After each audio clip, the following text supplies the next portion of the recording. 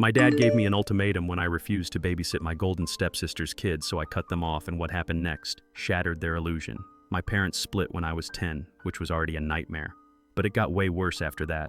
My dad, Brian, didn't stay single for long before I could even process the divorce. He was already seeing this woman named Susan.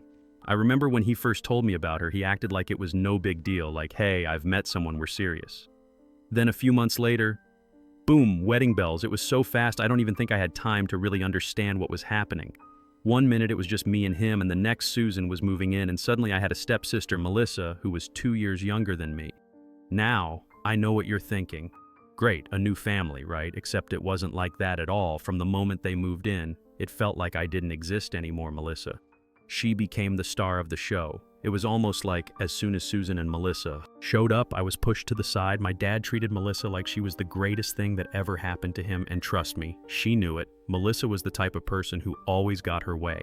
If she wanted something, my dad would bend over backward to get it for her. New clothes, trips to the mall, special dinners. Meanwhile, I was lucky if I got a good job. When I brought home straight A's, it was like I wasn't even there most of the time. One time I remember I asked my dad if we could go to this amusement park we hadn't done anything together in a while, and I thought maybe it'd be a good way to bond. You know, he said maybe, which I thought was promising. But guess what? That same weekend he took Melissa to some fancy art exhibit because she suddenly decided she was into painting. It didn't matter that we had plans. If Melissa wanted something, that was the priority. It wasn't just the little things either. My whole teenage years were spent watching Melissa get everything handed to her while I had to fend for myself. I can't even count how many times I asked my dad for help with something only to hear ask Susan. Or why can't you be more like Melissa? That last one really stung, and it wasn't just my dad either. Susan was just as bad. She acted like Melissa was some sort of perfect angel who could do no wrong. Meanwhile, I couldn't catch a break if I did anything slightly wrong, like getting home late from school or leaving my room messy. Susan would act like it was the end of the world, but if Melissa did the same thing, no big deal. Oh, she's just expressing herself. Susan would say it was so frustrating. The favoritism was real, and everyone knew it. I'd hear my friends say stuff like, wow, your stepsister really gets everything, huh? Yeah, no kidding, I was living it. But what really sucked was that no one in my family seemed to care. My dad would just shrug it off whenever I tried to bring it up, and Susan, she'd just give me some fake smile and say, we're all family here. Sure didn't feel like family to me. By the time I turned 16, I was pretty much done with all of it. Melissa had fully cemented herself as the golden child, and I had come to accept that nothing I did was ever going to change that. I still tried, though. I tried talking to my dad about how I felt like I was being ignored.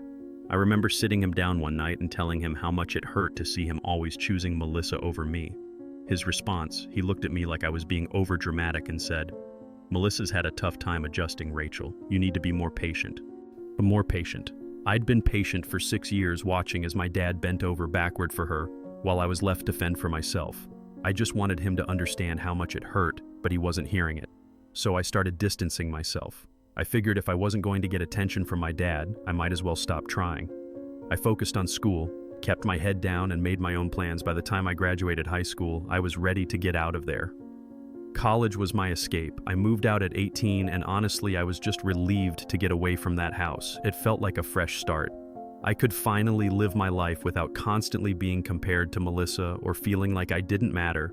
I went to school, got my degree in graphic design, and landed a pretty good job in the same city. I didn't go back home much, just for holidays, and even then I kept things short. Melissa and I didn't talk, and I was okay with that. We weren't close, and I didn't see the point in pretending like we were, but then a few months ago, everything started to change again. Melissa and her husband Ben moved to my city. I didn't think much of it at first. Yeah, it was a little weird that she was now living so close after years of basically no contact, but I figured whatever, our lives don't have to intersect just because we're in the same place. A couple of weeks after they settled in, Melissa called me up and asked for a favor. She wanted me to help them get familiar with the area, show them around, maybe help with the move since I'm not a total jerk. I agreed. I didn't want to, but I felt like it was the right thing to do, so I took a few days and showed them around, took them to some good neighborhoods, pointed out places they might like for groceries, schools, and all that stuff. It was fine. Awkward, but fine. After that, I thought I was done. Like, okay, I've helped. Now we can go back to our own lives. Nope. About a week later. Melissa started texting me, asking for help with the kids. At first it was small stuff. Hey, can you watch Olivia for an hour while I run to the store? Or can you take Max for a bit so I can unpack stuff like that? I figured, okay, it's just temporary while they get settled. So I said yes. Then it started happening more. It went from once or twice a week to almost every day. And it wasn't just an hour here and there. She'd drop the kids off at my place for hours, and then I'd be stuck entertaining them while she was out doing who knows what. Now, don't get me wrong, I love Olivia and Max. They're sweet kids, but I'm not exactly a kid person, and honestly, I'm not that great with kids. I never wanted to be someone's personal babysitter. You know, I have my own life. I work from home as a graphic designer, so I'm busy during the day. And by the time I'm done, I just want to relax. But instead of getting that time to myself, I was suddenly babysitting her kids almost every night. The worst part, she didn't even ask nicely after a while. It went from, hey, can you help out, to just dropping the kids off at my door. And leaving sometimes. She wouldn't even tell me when she'd be back. I'd just be sitting there with two kids trying to figure out how to keep them entertained, waiting for her to show up. It was so frustrating. At first, I tried to give her the benefit of the doubt. Maybe she was overwhelmed. Moving to a new city with two young kids isn't easy. But then I realized she was just taking advantage of me. Like if it was a real emergency, okay, I get it, but most of the time it wasn't. She'd say she had errands to run, but I knew she was just meeting up with friends or doing stuff she could easily do with the kids. One day I straight up told her, Melissa, you need to hire a babysitter. I can't keep doing this. She just brushed me off like it wasn't a big deal. It's just for a little while, she'd say, or I don't trust anyone else with the kids yet. It was always something. And of course she'd hit me with the we're family card. Like that automatically made it okay for her to dump her kids on me whenever she felt like it. I was starting to get really pissed off, but I didn't want to start a huge fight. I kept thinking, okay, just ride it out. Maybe she'll back off. Spoiler, she didn't. One Friday night, things hit a breaking point. I had plans with my friends to celebrate Katie's promotion. It was a big deal, and I was really looking forward to it. I had told Melissa earlier that day that I couldn't babysit that night. I made it super clear. She said no problem. So I thought, great, maybe this will finally give her a wake-up call. Fast forward to 600p. I'm getting ready to head out the door when I hear a knock. I open it, and guess who's standing there with two kids? Yep, Melissa. She didn't even wait for me to say anything. She just hands me Olivia. And Max says something about being late and rushes off. I didn't even have a chance to argue. I tried calling her, of course nothing. I called Ben too, but he didn't pick up either. So there I was stuck with her kids, and my night was completely ruined. I was furious. I couldn't believe she had just completely ignored what I said. Like she knew I had plans, I had told her, but she didn't care. I ended up texting my friends to let them know I wasn't coming, and I spent the rest of the night babysitting two kids who were already cranky and tired when Melissa finally came back around 9 or 10p. When I was ready to explode, I told her this couldn't keep happening, that she needed to find someone else to help her out. She looked at me like I was the one being unreasonable. We're family, she said again, like that was supposed to magically make everything okay. I told her straight up. Just because we're family doesn't mean I have to drop everything to help you. I have my own life too. She seemed shocked, like she couldn't believe I was actually standing up for myself. She got defensive, of course, said I was being selfish, that I should be helping her out more because she's new in town and doesn't know anyone else, but I wasn't having it. I told her I wasn't her free babysitter, and that if she needed help, she needed to hire someone. I think she expected me to back down or apologize, but I didn't. I was done being taken advantage of. I was done feeling like my time didn't matter. Melissa left in a huff, and I thought maybe that would be the end of it, but nope, things were about to get even worse. A few days after I told Melissa off, I was just trying to get back to my normal routine, focus on work, and put the whole thing behind me. I wasn't looking to start any drama, but of course drama came to find me anyway. It was a Thursday afternoon when Melissa called. She didn't even start with hello. Instead, she jumped straight to, I can't believe how selfish you're being, just like that. Didn't even get a chance to say anything before she started going off about how she needed me to help with the kids and how she was going through a rough time. I took a deep breath and told her, Melissa, I already told you I can't babysit all the time. I have my own stuff to deal with. And I thought that was it, like end of conversation, right? Wrong. She started going on and on about how I should care more because we're family and how it's not fair for her to juggle everything on her own. At this point, I'm thinking, is she even hearing me? I tried once again to explain that I can't drop everything just because she needs someone to watch the kids. I told her it's not my responsibility and she needs to figure out her own childcare situation. You'd think she'd get it by now. But nope. Instead, she flips out and starts crying, saying I'm abandoning her when she needs help the most. It was like talking to a brick wall. And the worst part, after she hung up, I thought that was the end of it, but then my dad called. Now let me tell you something about my dad.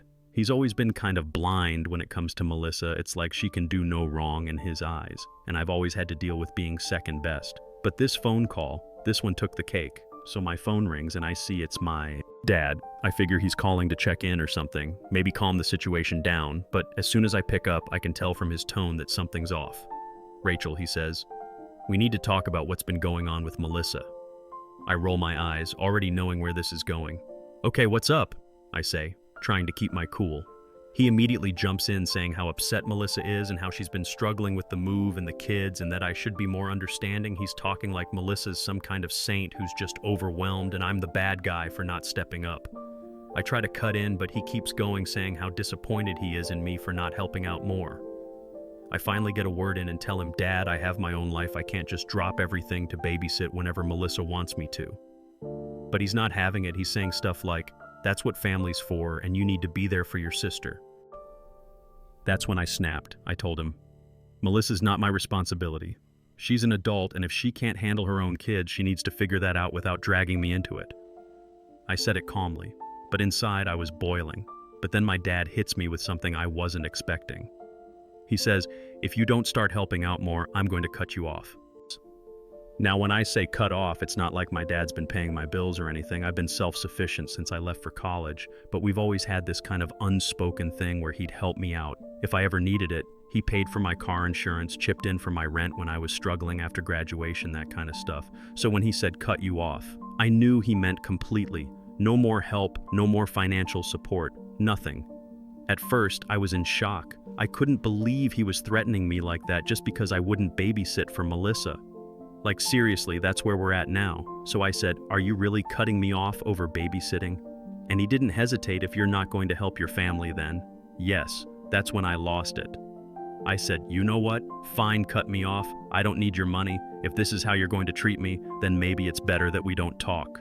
And he went quiet for a second, like he didn't expect me to actually stand up for myself. But then he just sighed and said, "I'm really disappointed in you, Rachel. You've changed." Changed? I hadn't changed. I just finally reached my limit. I'd spent years watching Melissa get everything handed to her while I had to fight for scraps, and now I was being told I was selfish for not wanting to be her free babysitter. I didn't bother arguing anymore. I just said, "I'm done," and hung up. After the call, I felt a mix of things. Part of me was furious. Furious that my dad was so blind to what was happening. Furious that Melissa had manipulated the situation to make me look like the bad guy. But another part of me was just sad. Sad that my dad couldn't see how unfair he was being. Sad that I was losing what little relationship I had with him. I sat there for a while trying to process everything I thought about texting Melissa, trying to reason with her. But what was the point? She clearly didn't care about me or my boundaries. She just wanted what she wanted. And if I wasn't willing to give it to her, I was the bad guy. After a while, I decided enough was enough. I wasn't going to let them guilt trip me anymore. If my dad wanted to cut me off, fine. If Melissa wanted to cry about me not being her personal babysitter, she could do that. But I wasn't going to let them walk all over me. I turned off my phone, made myself some dinner, and decided I was done with the drama. If they wanted to talk, they could, but I wasn't going to chase after them. I thought that was the end of it. But of course, things were far from over. The very next day, I got a text from Melissa. It wasn't one of those passive-aggressive messages like she usually sends. Nope.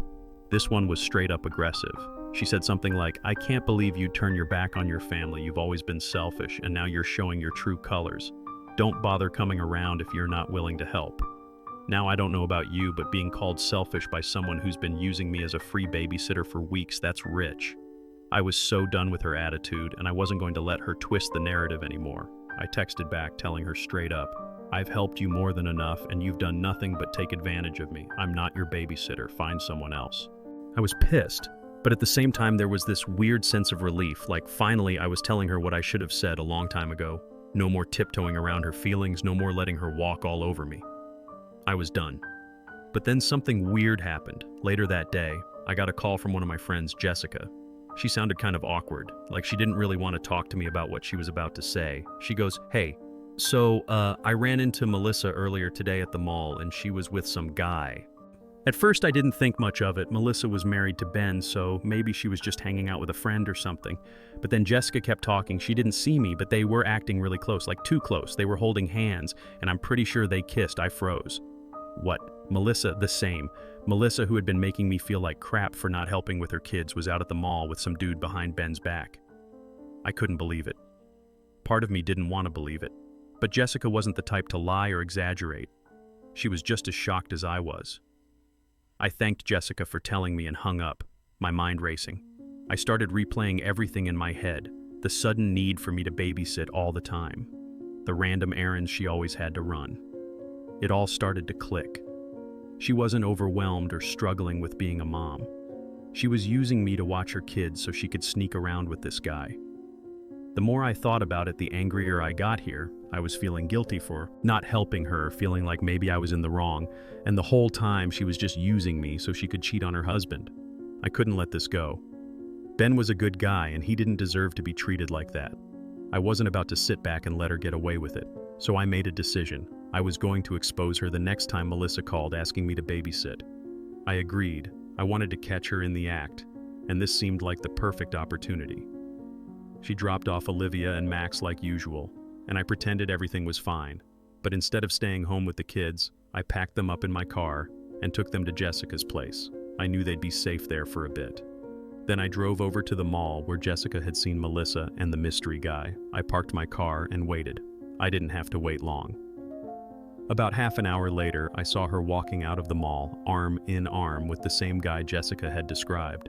They looked way too cozy to be just friends. I snapped a few pictures from my car enough to show what was going on and left. I didn't confront her.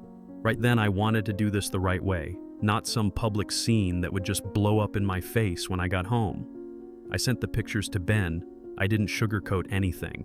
I told him what I had found out, how Melissa had been using me to babysit, so she could run around with this guy behind his back. It was probably one of the hardest texts I've ever had to send because I knew it was going to destroy him, but he deserved to know the truth. Ben didn't respond right away. I wasn't expecting him to. I couldn't even imagine what he was going through at that moment. I just hoped he didn't try to brush it off or make excuses for her. He was a good guy, and he didn't deserve to be treated like that. A couple of hours later, I finally got a reply. Ben thanked me for telling him. He said he was devastated, but also kind of suspected something was going on. He told me he was going to confront her that night, and oh man, did he confront her. The next morning, I woke up to a flood of texts from Melissa. She was furious. She accused me of ruining her life and sticking my nose where it didn't belong. She tried to twist everything, saying I was just bitter and jealous and that I wanted to tear her family apart. It was wild. Like somehow I was the bad guy for telling the truth. I didn't even bother replying. There was nothing left to say. I knew what I did was the right thing, and no amount of guilt tripping from Melissa was going to change that. Later that day, I got another text from my dad. He wasn't happy either. Apparently, Melissa had run to him crying about how I had betrayed her and how I was trying to ruin her marriage, and of course my dad took her side because why wouldn't he? He sent me this long text about how disappointed he was in me, how I should have stayed out of it, and how I wasn't acting like part of the family. That's when I realized there was no fixing this. My dad was never going to see things from my side. He was too far gone. When it came to Melissa, I'd always be the selfish one in his eyes, no matter what I did. So I texted him back short and simple. I said, if you can't see that I did the right thing, then maybe it's better we don't talk. And that was it. I cut him off. I cut Melissa off. I was done. It wasn't even a full week after I exposed her to Ben that Melissa started reaching out again. I was getting texts like, I know we've had our differences, but we're still family, and you can't just walk away from this. She was trying to guilt me like always. It was the same old manipulative nonsense. She wasn't sorry for what she'd done. She was just sorry she got caught at first. I ignored it. I mean, what else was I supposed to do?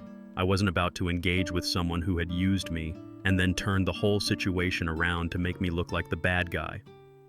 But she didn't let up. The text kept coming, and then the call started. She'd leave these long rambling voicemails about how I destroyed her marriage and how she didn't know what to do without me. It was all so fake. She was trying to make me feel bad for standing up for myself. And honestly, I wasn't falling for it. But then out of nowhere, Ben called me. Now, I hadn't really spoken to Ben since I sent him the photos of Melissa with the other guy. After that, I kind of just let him deal with his own stuff. I figured he needed time to process everything, and I didn't want to get involved in the aftermath, but when I saw his name pop up on my phone, I was kind of nervous. I wasn't sure if he was calling to thank me or if he was going to lash out, so I picked up, and to my surprise, Ben was actually calm, like really calm. He said, "Hey, I just wanted to say thank you." I was kind of thrown off. I didn't know what to expect, but thank you wasn't high on the list. He went on to explain that after I told him about Melissa's affair, he had confronted her and everything came out. Melissa tried to lie at first, but when he showed her the photos, she couldn't keep up the act anymore. They had a huge fight, obviously, and she admitted to the whole thing. Ben told me he was filing for divorce, and honestly, it was a long time coming. I didn't know what to say. I felt bad for him, but at the same time, I was glad he was finally standing up for himself too. He deserved better than what Melissa had put him through. Ben told me that he was planning to move out of the city, take the kids, and start fresh somewhere else. He didn't want them to be around all the drama, and he didn't trust Melissa to put their needs first. I didn't blame him after everything she'd done. It was clear she only cared about herself. We talked for a bit longer, and then he said something that stuck with me. "You did the right thing. Rachel, don't let anyone make you feel otherwise," and honestly, that's exactly what I needed to hear for so long. I had been doubting myself, wondering if I was the problem, if I was being too harsh.